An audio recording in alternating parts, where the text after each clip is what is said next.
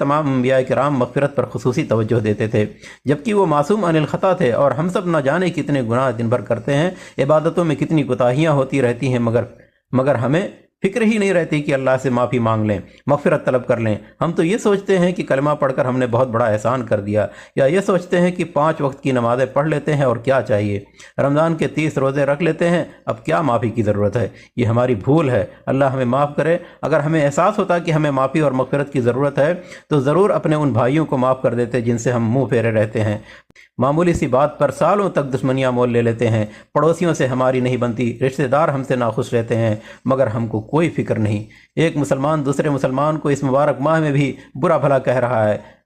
تراویح کی نماز جو مغفرت کا ایک بڑا سبب ہے، اسے لوگوں نے جھگڑے کا بہت بڑا سبب بنا لیا ہے۔ ٹیلی ویژن پر، سوشل میڈیا پر دن رات اسی پر بحث ہوتی رہتی ہے کہ تراویح 20 پڑھنا ہے یا 8 پڑھنا ہے، وتر کی نماز کیسے پڑھنا ہے، اعتکاف کیسے